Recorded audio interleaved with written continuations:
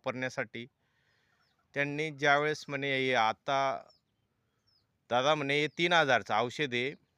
तुम्ही फक्त वापरून बघा रिझल्ट आला तर पैसे द्या. मी एकच विश्वास ठेवला या माणसाने जर पैसे न घेता बा आपल्याला एवढं औषध दिलेलं आहे, करायला काही हरकत नाही. म्हणून मी ज्यावेळेस त्यांच्याकडून आणलं ना, एक "येवुडी का जांभुडी" म्हणून आपल्या मराठी म्हण आहे, तसं मी वापरलं.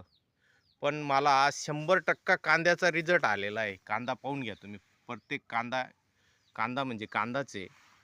कुठलाच कांदा असा नाही आणि मुळवा मेन म्हणजे कांद्याला जेव्हा मुळवा चाल करेल ना, तेव्हाच त्याचं पोषण, अन्नद्रव्य हे ते समजा घेत असतो.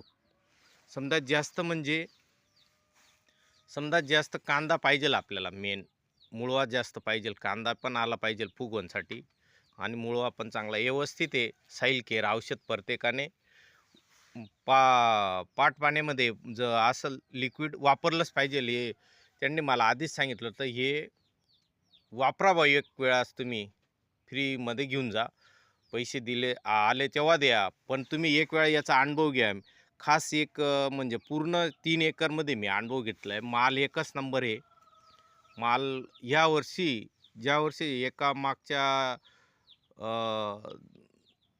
1 वर्षी पण वापरलं होतं मी. हे कांदा सुपर वगैरे काही नव्हतं त्यावेळेस. दुसरे औषधं होते डायमेंटेन काही हे जैविक आहे.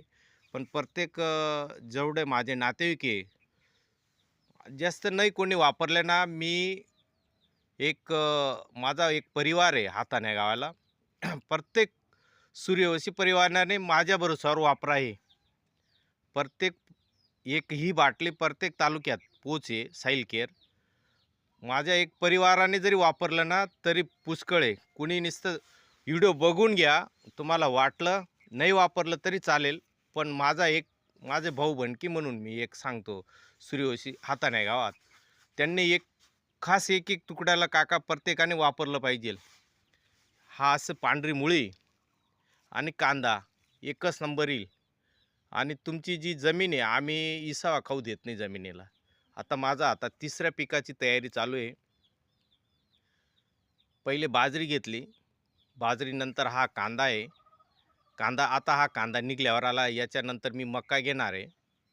त्याच्यामुळे तुम्ही एकच पीक घेता ना काका, तुमच्या जमिनीत एकच नंबर माल येईल एक्सपोर्ट. त्याच्यामुळे तुम्ही हे दोघं बाटल्या प्रत्येकाने वापरल्या पाहिजेल, ही माझी इच्छा आहे. जय हिंद, जय महाराष्ट्र.